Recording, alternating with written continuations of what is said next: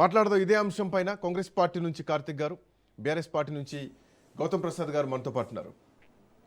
ముందుగా కార్తిక్ గారు రాజకీయ సన్యాసం తీసుకుంటాని కేటీఆర్ బహిరంగ సవాల్ విసురుతున్నారు. మీరు అసలు ఈ 2500 రూపాయలు మహిళలకు పెన్షన్ ఇచ్చేటువంటి పరిస్థితి లేదు, ఎట్టి పరిస్థితుల్లో దాన్ని ఇచ్చే సవాలే లేదు, ఖచ్చితంగా ఒకవేళ ఇస్తే నేను రాజకీయ సన్యాసం తీసుకుంటా అని చాలా పెద్ద స్టేట్మెంట్ ఇస్తున్నారు, సవాల్ తీసుకుంటున్నారా? ఆయన సార్ ముందుగా రాజ్ న్యూస్ ప్రేక్షకులకు మీకు అందరికీ good morning sir. Very good morning. అయితే ముందుగా తారక రామారావు గారు ఒకటి జ్ఞాపక శక్తి అనేదానికి ఒక ట్యాబ్లెట్ ఉంటుంది లేదా మెడిసిన్ ఉంటుంది, అది వారు తీసుకుంటే మంచిగా ఉంటుంది. ఎందుకు అంటే మర్చిపోయినట్టున్నాడు తారక రామారావు గారు. గతంలో ఏమన్నారు, రాష్ట్రంలో ఇందిరమ్మ ఇల్లు ఒక్క ఇల్లు కట్టినట్టు చూపిస్తే నేను రాజకీయ సన్యాసం చేస్తా అన్నారు. చేసినాం. ఇందిరమ్మ ఇల్లు మీ కార్యకర్తకే మీ బీఆర్ఎస్ పార్టీ గ్రామ శాఖ అధ్యక్షుడికి ఇస్తే ఇందిరమ్మ ఇల్లు ఎట్లా తీసుకుంటావు నువ్వు అని చెప్పి ఆ గ్రామ శాఖ అధ్యక్షుడిని మీరు పార్టీలకు వెళ్ళి సస్పెండ్ చేసిర్రు. ఎందుకు? జస్ట్ ఒక ఇందిరమ్మ ఇల్లు తీసుకున్నాడు, 5 లక్షల ఇందిరమ్మ ఇల్లు తీసుకున్నాడని.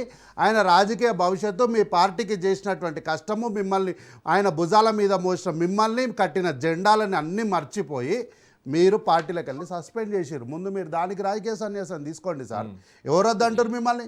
మీరు రాజకీయ సన్యాసం ఎప్పుడు తీసుకుంటారని మేము కూడా ఎదురు చూస్తున్నాం. అయితే నిన్న ఆయన ఎప్పుడైతే 2500 రాజకీయ సన్యాసం అని మాట్లాడిండో ఇమ్మీడియట్గా ఏం జరిగింది తెలుసా? అక్కడ సభలో ఉన్నటువంటి మా ఆడబిడ్డలు, మా మహిళలు ఏదైనా చెప్పిందే చెప్పి పాస్ నోట్ అన్నట్టు ఊకే ఒకటే రేవంత్ రెడ్డి గారు మీరు ఏడుస్తున్నారని లేచి వెళ్ళిపోతుంటే నిన్న ఏం చేసినాడు ఆయన? మీ దగ్గర అంత పెద్ద ఎవిడెన్స్ ఉంది, మీరు ఎందుకు గ్రౌండ్కి వెళ్ళి లేచి వెళ్ళిపోయినారు సార్. మహిళలు లేచి వెళ్ళిపోతుంటే బతిమలాడుకున్నాడు. ఇంకా మీ కాళ్ళు మొక్కుతాడు ఒకటి తక్కువ నిన్న, దయచేసి కూర్చోండి, ఆగంగా ఆకుంటారు, కూర్చోండి అని బతిమలాడుకున్నాడు. ఎందుకు వెళ్ళిపోయారు నిన్న మహిళలు? ఇట్లనే రాష్ట్ర ప్రభుత్వం మీద, ముఖ్యమంత్రి గారి మీద మహిళల పట్ల అనుచితమైనటువంటి వ్యాఖ్యలు చేస్తుంటేనే మహిళలు లేచి వెళ్ళిపోయినారు. ఈరోజు మహిళలకు 2500 గురించి అడుగుతున్న ఈ పెద్ద మనిషి గతంలో ఉచిత బస్సు ప్రయాణం ఇస్తే పోయి రికార్డింగ్ డాన్సులు చేసుకోండి ఉచిత బస్సులు అని మాట్లాడినటువంటి కల్వకుంట్ల తారక రామారావు ఈరోజు ఆడబిడ్డల మీద ప్రేమ చూపిస్తున్నాడు. సార్ నేను ఒక మాట చెప్తే ఈ సందర్భంగా, కల్వకుంట్ల తారక రామారావు ఒక ప్రతిపక్ష నాయకుడిగా ఆయన అడగడంలో తప్పే. ఆయన కాదు ప్రతిపక్ష నాయకుడు.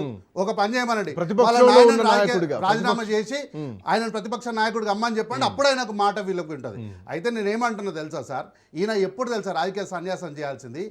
ఏనాడైతే ఈయన తోడబుట్టిన ఆడబిడ్డ బయటికి వచ్చి ఈయన గురించి మాట్లాడడం మొదలుపెట్టిందో ఆ రోజు ఇట్లా పైకి ఉమ్మేసుకొని రాజకీయ సన్యాసం చేయాలి ఆ రోజే. కానీ ఈ రోజు వరకు కూడా ఒక్కటి ఒప్పుకుంటారా? ఏది? మీరు ప్రభుత్వంలోకి వచ్చే ముందు 1,00,000 ఉద్యోగాలు భర్తీ చేస్తా ఉన్నారు, ప్రభుత్వంలోకి వచ్చిన తర్వాత నెల రోజుల తర్వాత కరెక్ట్ సభ పెట్టి 1,00,000 ఉద్యోగాలు భర్తీ చేస్తా ఉన్నారు, నిరుద్యోగ భృతిస్తా ఉన్నారు, రైతు రుణమాఫీ చేస్తా ఉన్నారు, యూరియా కోసం లైన్లు నిల్చున్నటువంటి పరిస్థితులు వచ్చినాయి, యూరియా కోసం సపరేట్ యాప్లు పెట్టడం జరిగింది. ఆ యాప్లు కూడా గ్రామీణ ప్రాంతంలో ఉన్నటువంటి రైతులకు అర్థం కానటువంటి పరిస్థితి. జాబ్ క్యాలెండర్ కోసం మరి ముఖ్యంగా పోలీస్ డిపార్ట్మెంట్లో 20,000 ఉద్యోగాలు నింపాల్సింది 5,000 ఉద్యోగాలు నింపుతున్నారు. మిగతా 15,000 ఉద్యోగాలు కేవలం మళ్ళీ ఎన్నికల వరకు వెయిట్ చేయించి వాటిని అప్పుడు ఓపెన్ చేద్దాం అన్నటువంటి చర్చ నడుస్తోంది. ఇదంతా యువతలో నిరుద్యోగులు నడుస్తున్నటువంటి చర్చ, ఇది రాజకీయంగా కాదు. సో ఆటో డ్రైవర్లకు ఇవ్వాల్సినటువంటి బాకీలు మీరు ఇంకా పెండింగ్లోనే ఉన్నారు, మహిళలకు ఇవ్వాల్సినటువంటి 2,500 రూపాయలు ఇంకా పెండింగ్లో ఉన్నారు. సో 2.5 సంవత్సరాలు అయింది, ఇవన్నీ అడిగే ప్రశ్నలు కదా సార్. అయితే ఈరోజు కల్వకుంట్ల తారక రామారావు గారు ఆయన అదృష్టమో దురదృష్టమో కానీ సమాజంలో బతుకుతలేడు, ఇన్స్టాగ్రామ్లో బతుకుతున్నాడు, ఏజెన్సీలతోని బతుకుతున్నాడు. నేను కొన్ని విషయాలు చెప్తా సార్. ఈ రోజు ఆయన మాట్లాడుతున్న ఇన్స్టాగ్రామ్, ఈ జనరేషన్ లో ఇన్స్టాగ్రామ్, ట్విట్టర్, సోషల్ మీడియా సమాజంలో బతకాలి సార్. హ్యాండిల్ మెయింటైన్ చేయొద్దు అంటలేను. మీరు సమాజంలో ఉద్యమమే నడుస్తుంది. ఎక్కడ పుట్టింది కాక్రోచ్? సమాజంలో పుట్టింది. అది సమాజంలో నడుస్తుంది. ఈ రోజు వాళ్ళు ఫిజికల్గా వచ్చి సమాజంలో క్రియాశీలకంగా పనిచేస్తున్నారు. సో తారక రామారావు గారు సమాజంలో లేకుండా ఇన్స్టాగ్రామ్లో బతుకుతున్నాడు. ఆయన ఒక స్పీచ్ మాట్లాడాలంటే ఒక మోటివేషనల్ స్పీకర్ వేణు కళ్యాణ్ తీసుకొని వచ్చి ఆయన రాసి ఇచ్చిన స్పీచ్ను తీసుకొచ్చి ఈరోజు చదువుతున్నాడు. తర్వాత ఒక 8 నుంచి 12 మంది నిరుద్యోగుల పిల్లలు ఉద్యోగాలు రాని వాళ్ళని తీసుకొని వచ్చి వాళ్ళ నెల మెయింటెనెన్స్లు ఇచ్చి ఈ రోజు ఏందో ఉద్యమం జరుగుతుంది అన్నట్టు మాట్లాడుతున్నారు. వీళ్ళ హయాం అంటే ఇప్పుడు RTC క్రాస్ రోడ్ లో జరిగేది వీళ్ళ దృష్టి ఉద్యోగం రాని వాళ్ళందరూ కూడా కల్వకుంట్ల తారక రామారావు గారు, చంద్రశేఖరరావు గారు నిరుద్యోగుల్ని అవమానించేలాగా మీ మాట నిరుద్యోగులు నిరూపిస్తా నేను నిరూపిస్తా సార్. లైబ్రరీలో ఉన్న వాళ్ళు కానిస్టేబుల్ ఉద్యోగాల కోసం అప్లై చేసుకున్న వాళ్ళు 20,000 పోస్టులు నింపాలన్నాడు. దానికి కేటీఆర్ కి సంబంధం?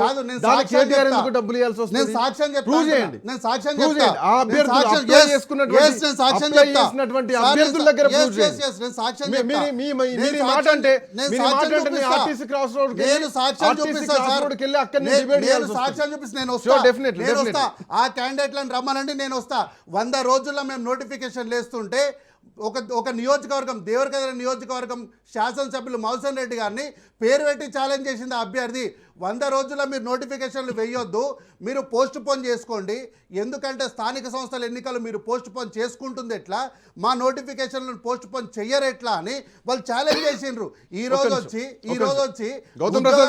ఇయ్యలేదని మా మీద మాట్లాడొద్దు. ఈ రోజు రాజకీయ సన్యాసం చేయడానికి తారక రామారావు సిద్ధంగా ఉండాలి.